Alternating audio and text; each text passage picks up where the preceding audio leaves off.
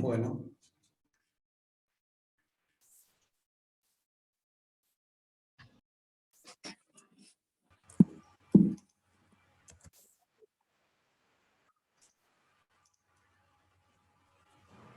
Entonces, digamos, adipocitos, acumuladores de grasa.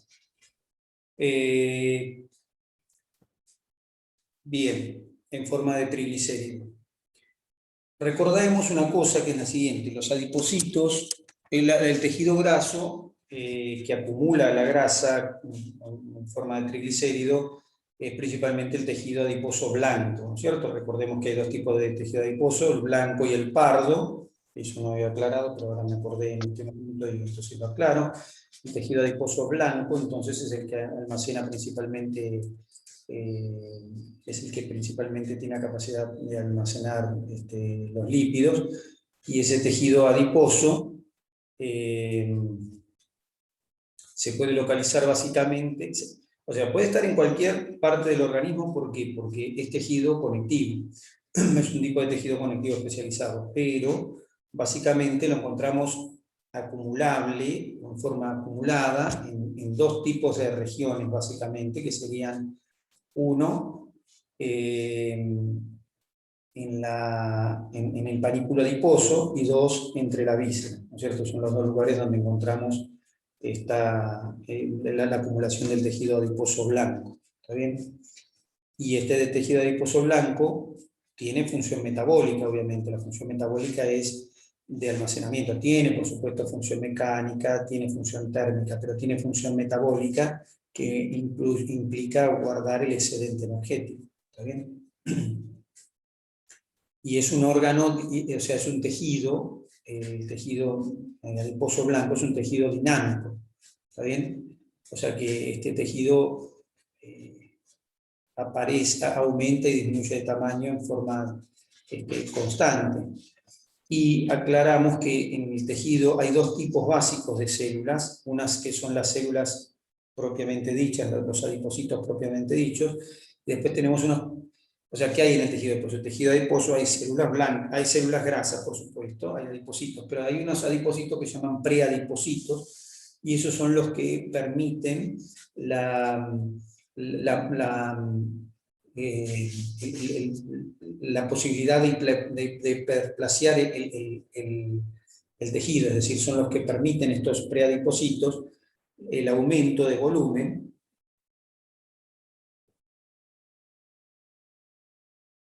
de la masa grasa, que aumenta por hiperplasia y aumenta por hipertrofia.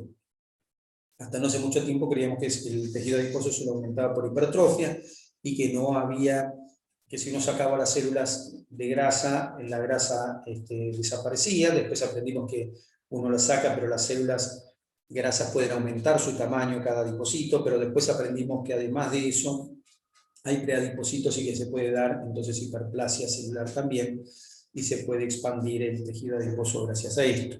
Entonces, bueno, ahí tenemos los tipos de células que hay. Desde el punto de vista de la bioquímica, dijimos que almacenan, entonces pueden almacenar los ácidos grasos, y esto lo hacen en virtud, lo almacenan en forma de triglicéridos, en virtud de la demanda, de la oferta, perdón, que hay en el organismo. Quien genera principalmente la oferta es el hígado, y el hígado genera la oferta en virtud del excedente energético. O sea que el hígado fabrica y libera triglicéridos en gran medida, o los libera los que uno ingiere, en la medida que están como excedente, ¿no es cierto? Entonces los libera a la sangre, y la sangre, el adipocito los capta y los transforma en triglicéridos. Ahora,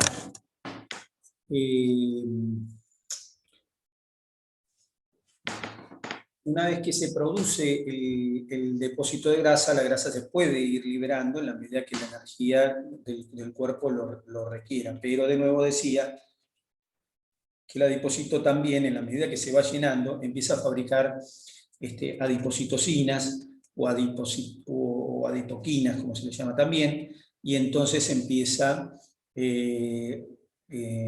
a haber un proceso proinflamatorio local. La disminución de los vasos sanguíneos y el aumento de presencia de macrófagos locales son un signo de deterioro del tejido adiposo, y la presencia de los macrófagos en mayor medida se transforma en una promoción de cambio del tejido. Es decir, el tejido se transforma en un tejido proinflamatorio por el adipocito que fabrica adipocitocinas y por los macrófagos que fabrican principalmente el factor de necrosis tumoral, que es una citocina que induce los cambios en el adipocito. Se transforman en adipocitos disfuncionales. Esa era la palabra, ¿no? La palabra es disfuncional. ¿Está bien?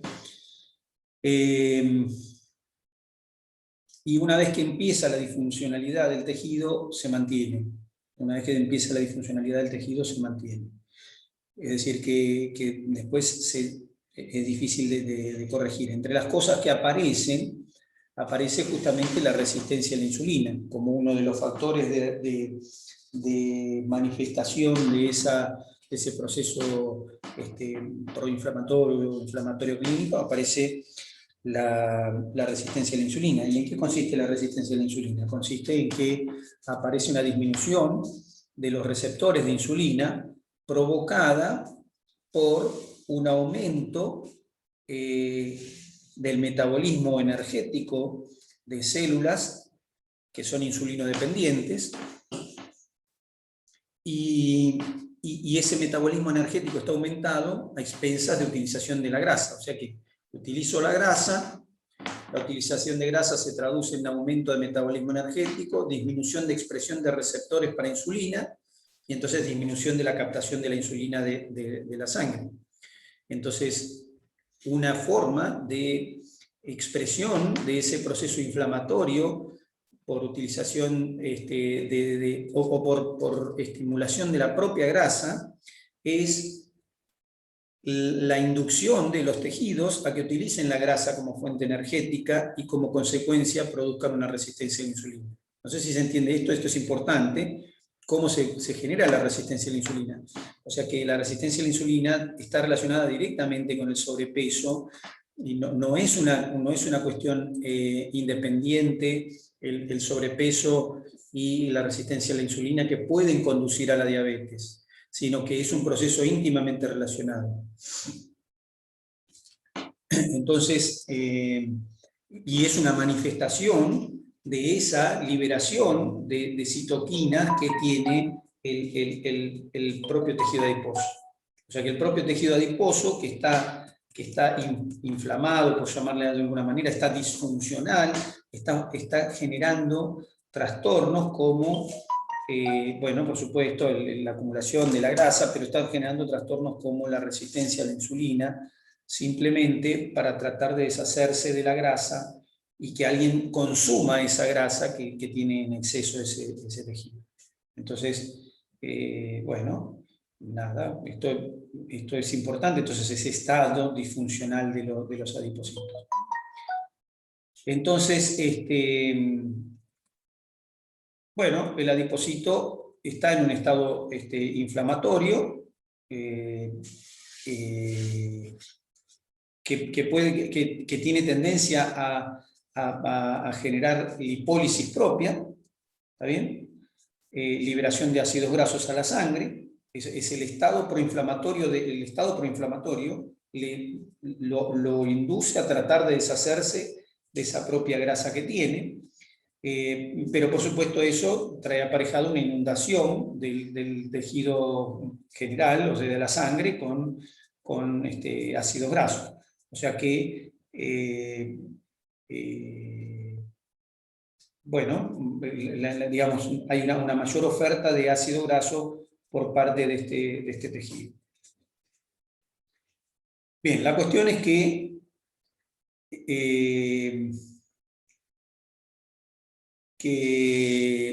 los tejidos no utilizan de forma adecuada, los tejidos terminan no utilizando de forma adecuada la propia grasa porque hay un exceso, pero tampoco terminan utilizando de forma adecuada a la insulina. Es decir, tampoco terminan utilizando de forma adecuada, o también terminan utilizando de forma inadecuada, la glucosa. Lo que ocasionó un problema más, porque los excesos de glucosa ofertan al hígado una materia prima para fabricar más ácidos grasos y más triglicéridos. Por lo tanto, se genera ahí, por supuesto, un círculo. Ahora, en definitiva, igual, todo tiene que ver con lo mismo. Un exceso de oferta, un exceso de energía, un exceso de energía en forma de grasa, un exceso de energía en forma de glúcidos. Incluso hay grasas que favorecen la acumulación de más grasa, como son los ácidos grasos saturados. Los ácidos grasos poliinsaturados tenderían a que haya una mayor degradación del ácido graso, pero igualmente todo termina en lo mismo, siempre termina en que en el efecto final que está relacionado con un aumento en la oferta, o sea, hay un aumento en la oferta. Ahora, el final en el tejido adiposo, ¿qué encuentro? Encuentro una infiltración de células inflamatorias, el tejido está inflamado, ¿está bien?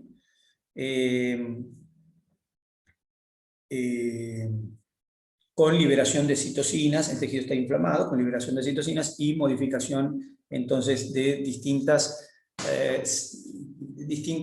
situaciones metabólicas del organismo. O sea que esto es un proceso.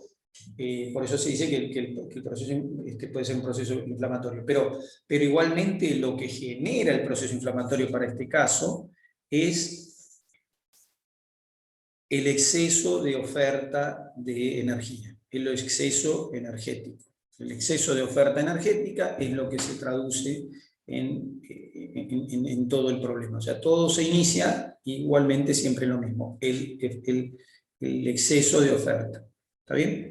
En algunos casos se sugiere que, bueno, que por ahí que si el proceso inflamatorio se produjera solo, o por alguna causa especial, entonces el proceso tendería a autoperpetuarse por alguna de las circunstancias que mencionamos, pero la realidad es que igualmente se solucionaría con una disminución en la demanda, en la oferta, en la oferta energética.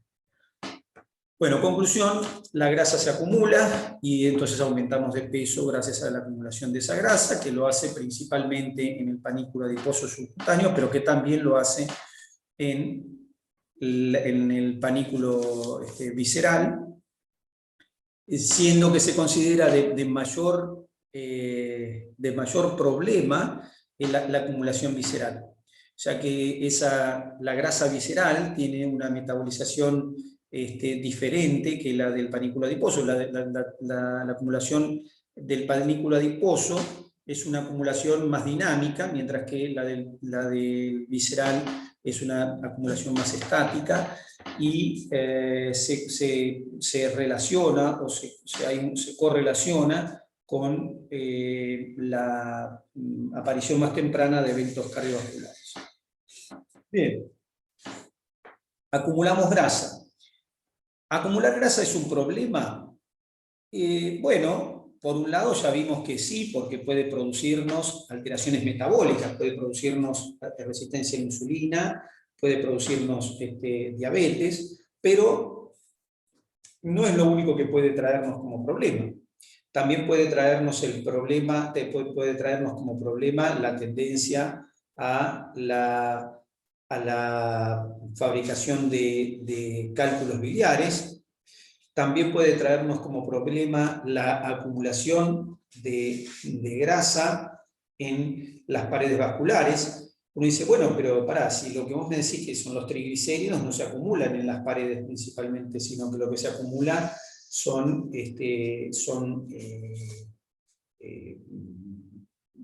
es colesterol. Bueno, primero que sí hay acumulación de triglicéridos, pero igualmente la acumulación de colesterol está relacionado con una movilización mayor de lipoproteínas, que sí transportan ese colesterol. Entonces, cuando hay mayor movilización de triglicéridos, la asociación con mayor movilización de lipoproteínas puede ser un factor predisponente a la aparición de mayor acumulación de esos lípidos en las paredes de los vasos arteriales. Entonces, aumento en la predisposición de formación de tapones, que ya los vamos a estudiar, de tapones de grasa, en este caso colesterol, en los vasos sanguíneos, lo que trae aparejado hipoxia, es decir, disminución bueno, hipoxia sería isquemia, disminución en el pasaje de la sangre a través de los vasos y disminución en la irrigación, y eso, por supuesto, trae aparejado, por supuesto, trastornos cerebrovasculares o problemas de irrigación en el encéfalo, o cardiovasculares en el corazón, mayor propensión a infartos. Entonces tenemos que la obesidad se asocia con aumento de aparición de sucesos cardiovasculares, de accidentes cerebrovasculares, ¿cierto? También el aumento del peso corporal hace que los volúmenes de sangre y las presiones arteriales sean mayores, con lo que el corazón tiene un mayor trabajo, viene a incrementar el gasto cardíaco, lo que en una instancia, una instancia a largo plazo puede transformarse en procesos de dilatación o de insuficiencia del órgano, o sea que problemas cardiovasculares relacionados también con aumento de la masa muscular, corporal propiamente dicho. También podemos asociar el sobrepeso con la aparición de trastornos articulares, ¿no es cierto? Articulares porque, lógicamente, hay que mantener, las articulaciones tienen la obligación de mantener, un peso que ahora es mucho mayor. Entonces las articulaciones se desgastan, principalmente columna, principalmente cadera, las de los miembros inferiores se desgastan simplemente por la propia presión del peso que genera la obesidad.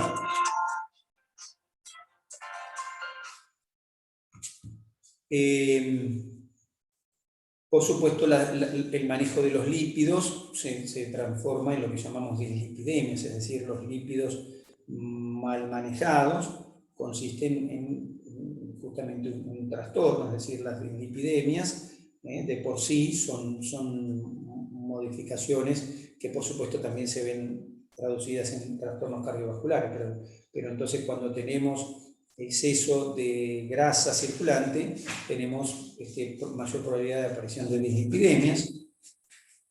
Hay modificaciones en la ventilación, es decir, trae el aumento de la masa propiamente del abdomen, que comprime el diafragma, es una causa bastante significativa de hipoventilación, es decir, hay una ventilación alveolar alterada, lo que puede traer aparejado dificultades respiratorias o apneas, es decir, faltas de respiración durante la noche, apneas del sueño. Por supuesto que el aumento de peso también puede relacionarse con aparición de patologías endocrinas, es decir, disfunciones endocrinas relacionadas con la fabricación en más o en menos de algunas hormonas lipídicas o no. Entonces, alteraciones endocrinas que se relacionan con la aparición de la obesidad. ¿Está bien? El músculo esquelético también distorsiona su capacidad de funcionamiento. Es decir, el músculo esquelético pierde la calidad de la proteína, esa es la palabra, la calidad de la proteína, lo que hace que el músculo tenga menor fuerza, a pesar de que puede haber mayor masa muscular, porque aumente el volumen de la masa corporal, y eso también aumente la masa muscular que es necesaria para mover la obesidad. Nadie se hace obeso de un día para el otro, y mover un cuerpo obeso requiere mayor musculatura, pero ese músculo que está en mayor medida no es un músculo totalmente normal, ¿eh? Es un músculo es un músculo disfuncional, ¿está bien? Entonces, la obesidad en sí se desprende en una serie de alteraciones que en última instancia, bueno, no son el sobrepeso de por sí, es decir, no son solamente el sobrepeso el problema, sino que aparecen toda una serie de complicaciones o modificaciones en el cuerpo que pueden traducirse en una serie de patologías distintas, como estamos viendo, o de cuadros diferentes. Es por eso entonces que adquiere importancia digamos, el estudio de la obesidad, y tiene importancia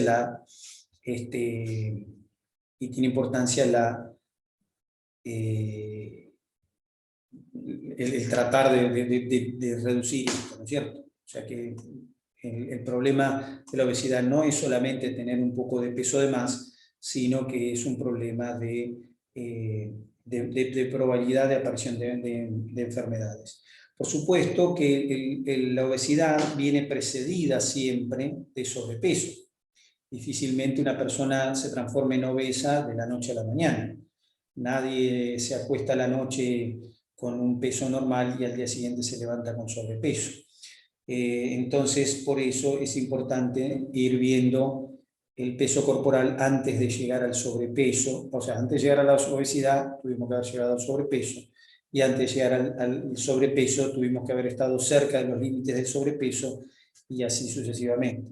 Así que bueno, por eso el control debe ser antes de que lleguemos al antes del antes. ¿De acuerdo? Bueno, entonces hemos dado un pantallazo. Quería ver esas cositas de la obesidad como un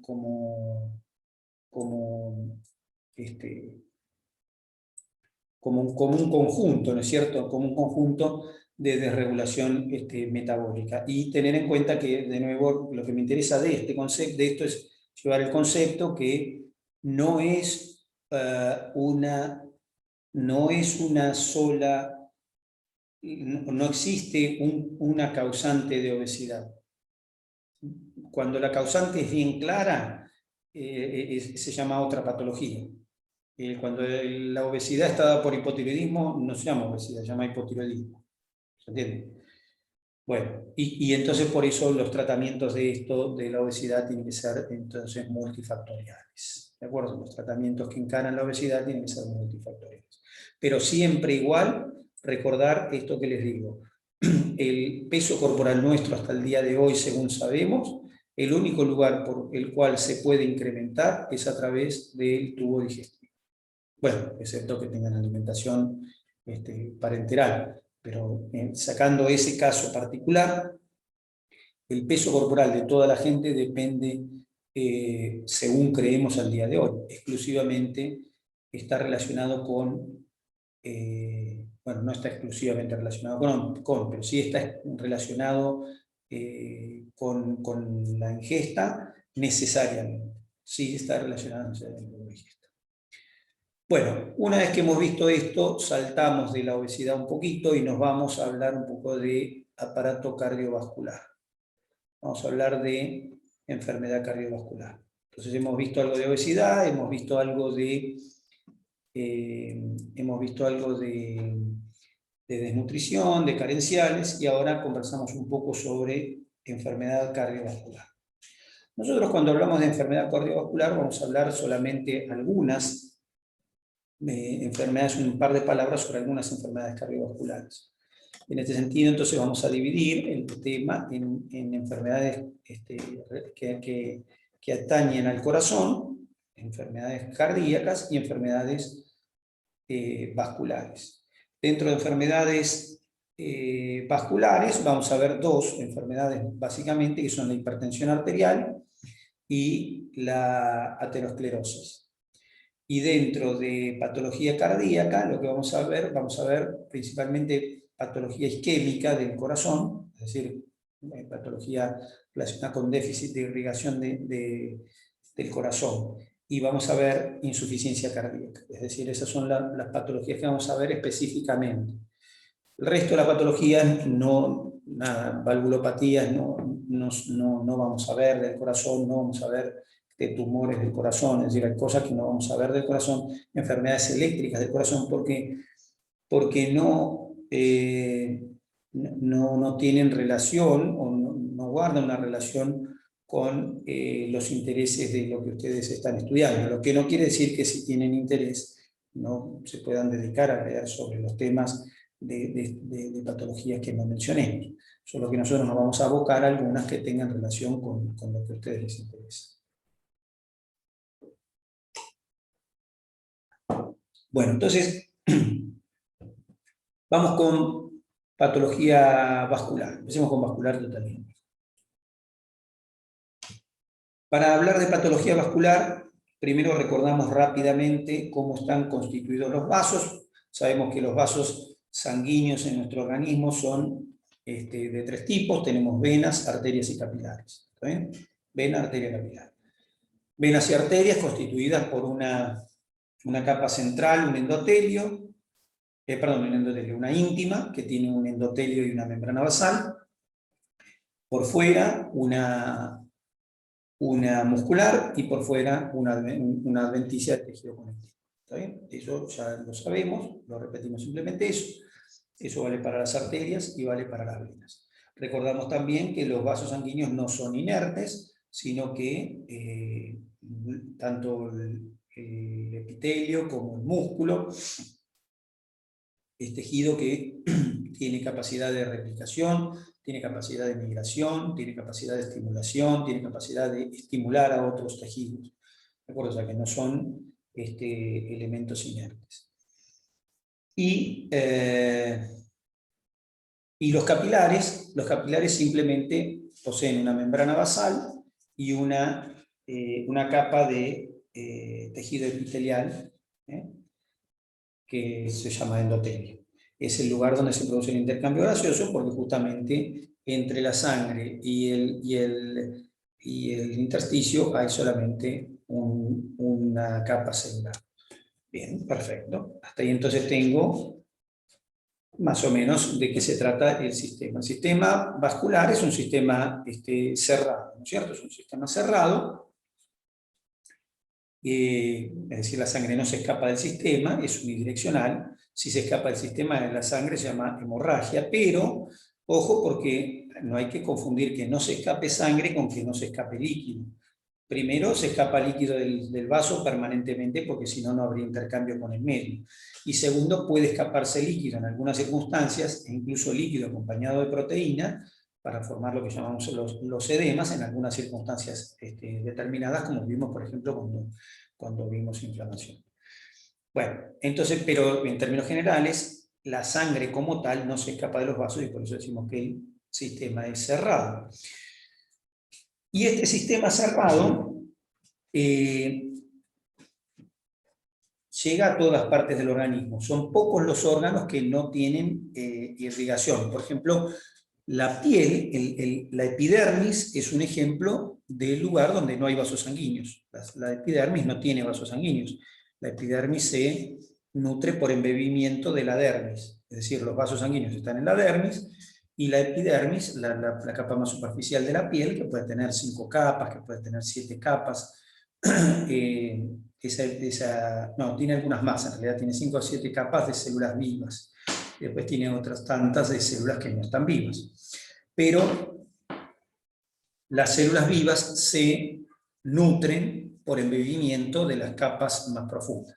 Bueno, sacando los tejidos que no tienen una irrigación específica, no tienen los vasos sanguíneos específicos, la córnea, por ejemplo, lo demás, el resto del organismo tiene entonces vasos sanguíneos que le llegan. Y los vasos sanguíneos se distribuyen en territorios. Los territorios de distribución de los vasos sanguíneos permiten que el vaso sanguíneo esté irrigado permanentemente. Esa irrigación que dan los vasos sanguíneos se llama perfusión. O sea que un tejido perfundido hace referencia a un tejido al cual los vasos sanguíneos están llegando en toda su extensión. ¿Está bien? Perfusión. Entonces el término perfusión lo utilizo porque lo vamos a utilizar varias veces. Entonces, perfusión hace referencia a esa distribución con llegada de, en este caso, sangre a las distintas partes de un tejido. Bueno, entonces, la sangre circula por dentro de los vasos, llega, perfunde los tejidos. Para que pueda la sangre llegar a los tejidos, para que pueda movilizarse, hay una tensión, una presión, perdón, en el sistema. Una presión en el sistema. Una presión a la que le llamamos la presión digamos, esa presión de perfusión, esa presión que permite que la sangre se desplace desde el corazón a los tejidos, le vamos a llamar presión arterial, es decir, la presión del sistema de las arterias. La presión del sistema de las arterias. Bien. ¿De qué depende la presión del sistema arterial? La presión del sistema arterial depende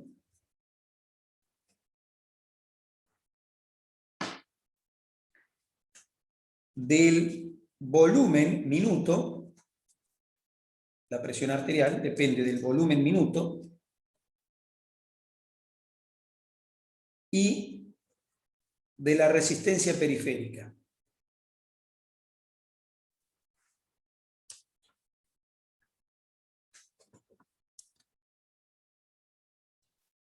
¿Está bien? La presión arterial depende del volumen minuto y de la resistencia periférica. ¿De qué depende el volumen minuto? El volumen minuto, ¿a qué hace referencia el volumen minuto o gasto cardíaco? Volumen minuto es la cantidad de sangre que expulsa el corazón en un minuto. Volumen minuto. ¿De qué depende el volumen minuto? Depende del volumen sistólico y de la frecuencia cardíaca.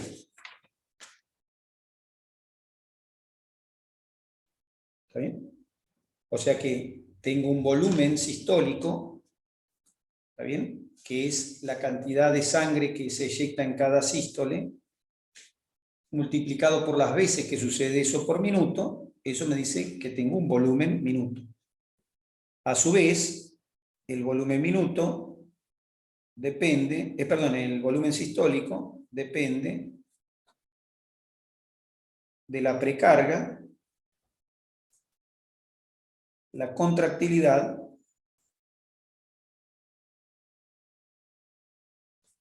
y la poscarga.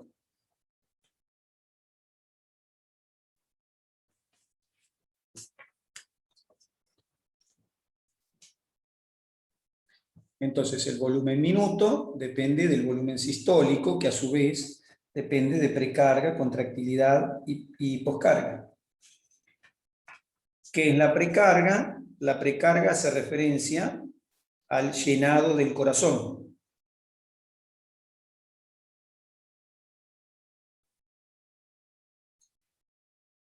O llenado del ventrículo. El llenado del corazón. A su vez, la precarga depende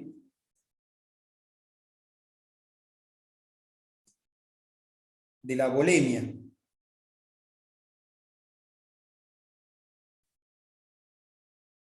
Y también depende del estado de las venas.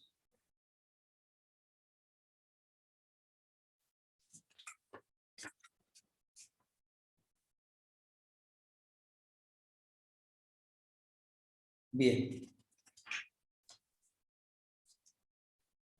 La contractilidad depende del estado del miocardio, del estado y cantidad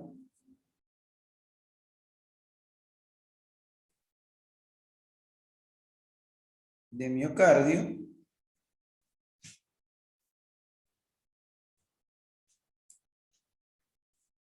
y la poscarga depende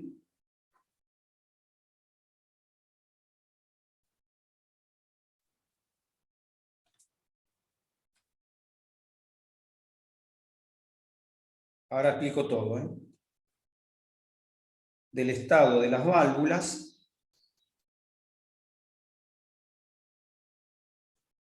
sigmoideas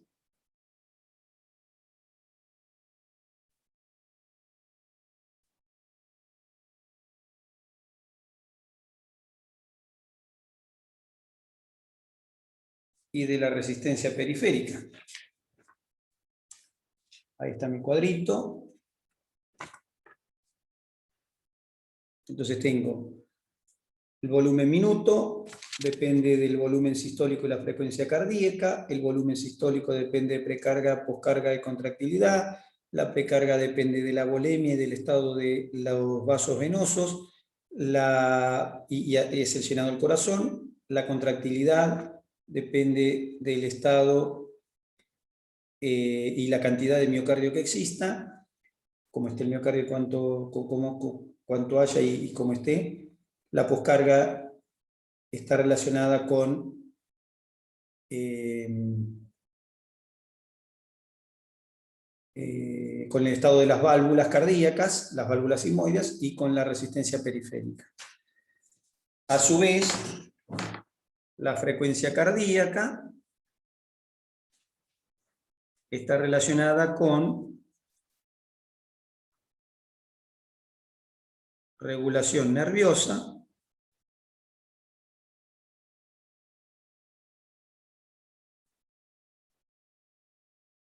y regulación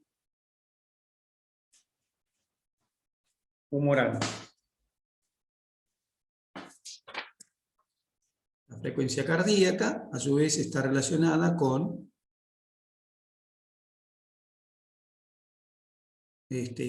la regulación nerviosa y la regulación humoral.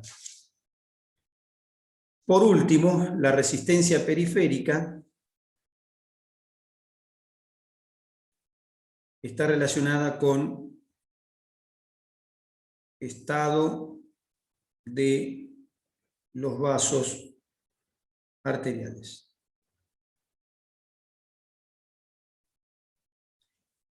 Bien. Estado de los vasos arteriales y su calibre.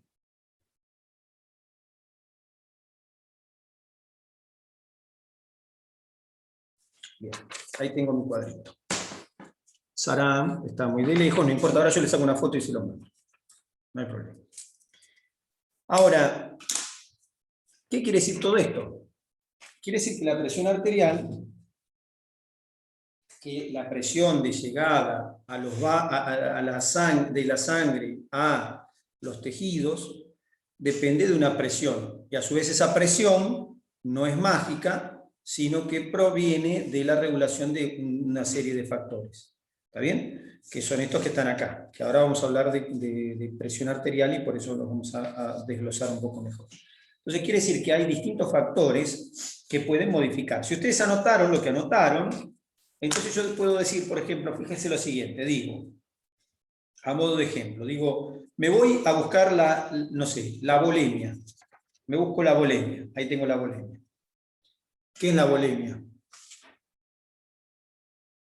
La cantidad... La cantidad de sangre que hay en el cuerpo.